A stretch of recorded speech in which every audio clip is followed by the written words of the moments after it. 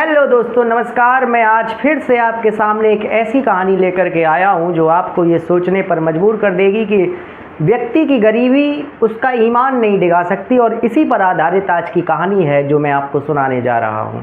दोस्तों, यदि चैनल पर नए हो तो कृपया चैनल को सब्सक्राइब कर दीजिए, जिससे हमारा हौसला बढ़ता रहे और मैं आपको इसी तरीके से नई नई कहानियाँ सुनाता रहूँ।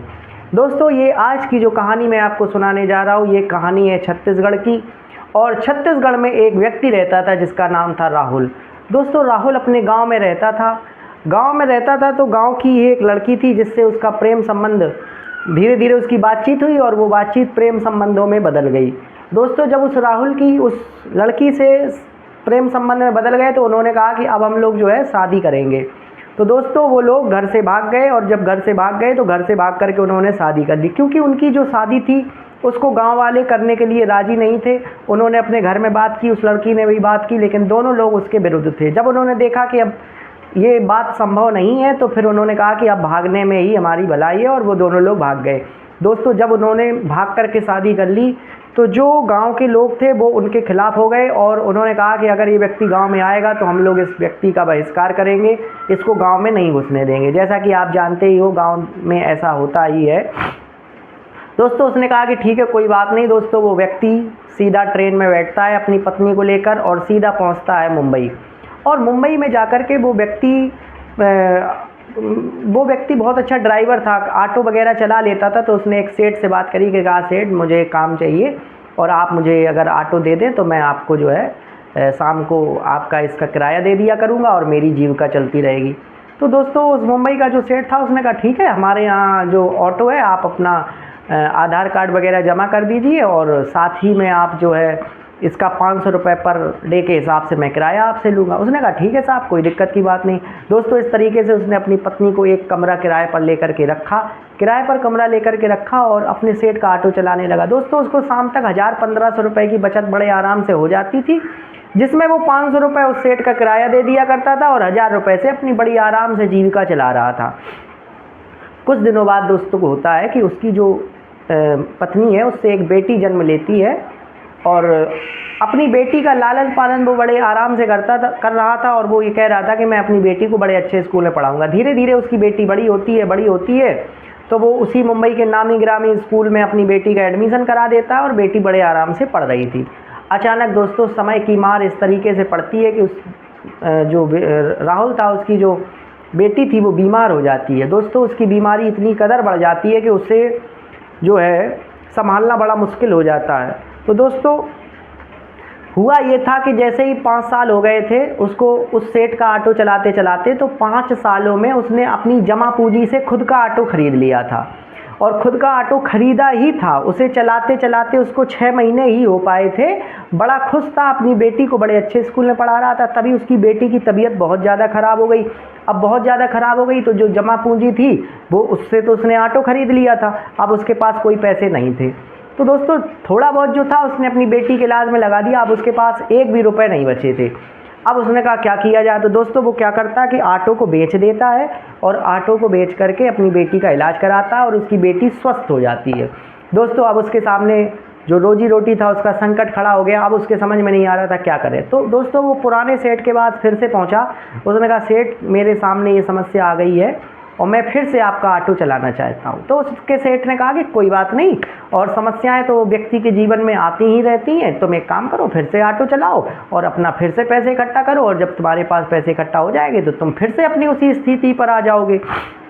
दोस्तों, वो ऑटो चलाने लगता है तो उसकी जो बेटी है तो थोड़ा सा उसका टर्नओवर बिगड़ गया था। अब वो अपनी बेटी को नामी गिरामी स्कूल से निकाल करके सरकारी स्कूल में एडमिशन करा देता है।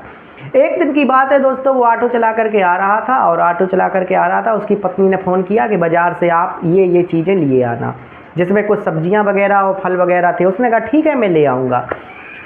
दोस्तों, उसने सब्जियां खरीदी, फल खरीदे और सब्जी और फल खरीद करके जैसे ही उन सब्जी और फल को पीछे रखने लगा ऑटो में, तो उसने देखा एक बैग पड़ा हुआ है। तो वो थोड़ा सा हैरान हुआ कि अरे, ये बैग किसी कस्टमर का छूट गया है। तो उसने उस बैग को उठाया और उस बैग को खोल करके देखा तो उस बैग में लगभग 5 से 6 लाख रुपए के गहने थे, जिसमें हीरे और सोने के गहने थे। दोस्तों, वो देख करके पहले तो बड़ा हैरान हुआ और सुबह से लेकर के अभी तक उसने जितने भी व्यक्तियों को छोड़ा था, जितने भी उसको सवारियां मिली थी बुकिंग वाली, उन सभी सवारियों की बुकिंग लिस्ट उसने देखी और उसमें ये देखा कि इतनी सवारियां मेरे यहाँ पर सुबह से शाम तक आई हैं और इनमें से किस व्यक्ति का ये बैग है, ये बात उसकी समझ में नहीं आ रही थी। आखिरकार मैं ये 6 लाख 5 लाख रुपए के आभूषण किसको सौंप दूँ। दोस्तों इधर ये जो बैग था, यहाँ दूसरी कहानी शुरू होती है। ये बैग था एक बहुत ही धनवान महिला का, जिस महिला का नाम सुनीता था। वो मुंबई की रहने वाली थी, उसका व्यापार करोड़ों का था। वो एक दुकान में अपने ड्राइवर के साथ आभूषण लेने आई थी, जिसमें उसने 5-6 लाख रुपए की खरीद करी थी। 5-6 लाख रुपए खरीद करने के बाद उसके अपने आकर के ड्राइवर के साथ अपनी गाड़ी में बैठी, लेकिन जैसे ही अपने ड्राइवर के साथ गाड़ी में बैठी, किसी कारणवश उसकी गाड़ी ख़राब हो जाती है।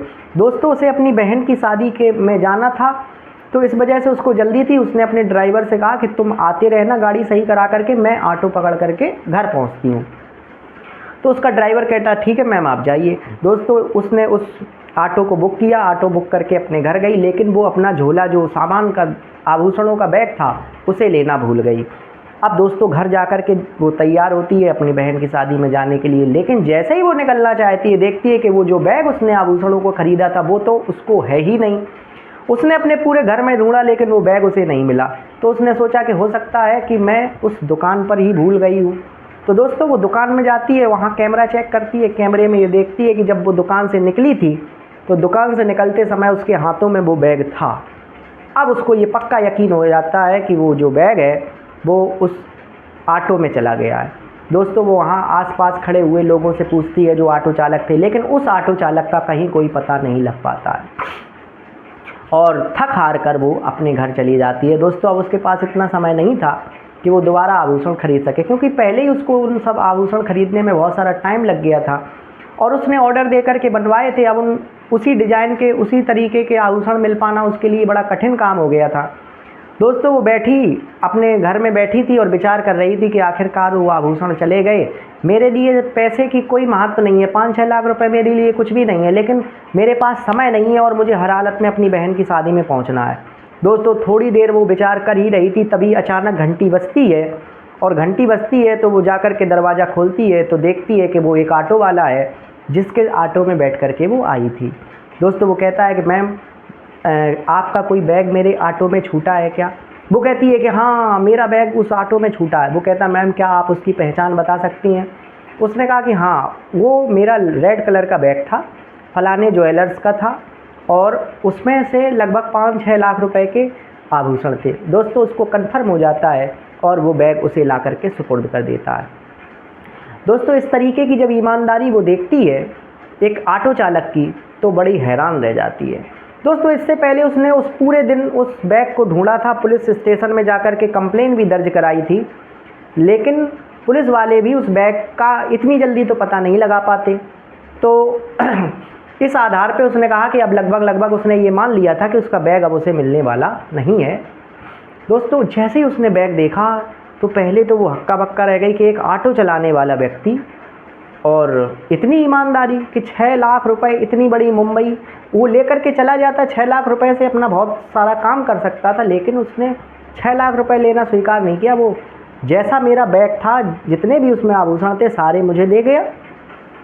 दोस्तों वो बैग को चेक करती है और बैग को चेक करने के बाद कुछ भी नहीं कहती है कि मेरे इसमें जो आभूषण थे उन आभूषणों में से एक आभूषण कम है। दोस्तों जब ऑटो वाले से ये बात कहती है तो वो हैरान रह जाता है कि मैम मैंने तो भलाई करी, मैंने तो आपको आभूषण दिए, लेकिन आप मेरे ऊपर इल्ज़ाम लगा रही हो। कहती है चलो मैं अभी जा रही हूँ, फिर कल तुम्हारी मैं पुलिस कंप्लेन करूँगी। और उसका नंबर और नाम और पता नोट कर लेती है। दोस्तों वो घर आता है, रात भर चिंतित रहता है कि बताओ मैंने तो अपने ये जो आभूषणों का बैग था ये तो पूरा उसको दे दिया, लेकिन उसने मेरे ही ऊपर आरोप लगा दिया। बड़े लोग ऐसे ही होते हैं, बड़े लोगों का कोई ईमान धर्म नहीं होता है। काश मैं उस बैग को अपने पास रख लेता और उन्हें ना देता। दोस्तों सोचते सोचते उसको रात भर नींद नहीं आई और सुबह वो अपने फिर से काम पे चला गया। दोस्तों तभी पुलिस स्टेशन से फ़ोन आता है कि आइए आपको पुलिस स्टेशन पर बुलाया जा रहा है। दोस्तों ऐसा जब वो सुनता है तो उसके पैरों तले ज़मीन खिसक जाती है। वो डरता सक पकाता हुआ पुलिस स्टेशन पहुंचता है। पुलिस स्टेशन पर जाकर के उस पुलिस वाले उसका नाम और पता नोट करा लेते हैं और उसको कहते हैं कि आप चले जाइए, जब मुझे आवश्यकता होगी तो मैं आपको बुलाऊंगा।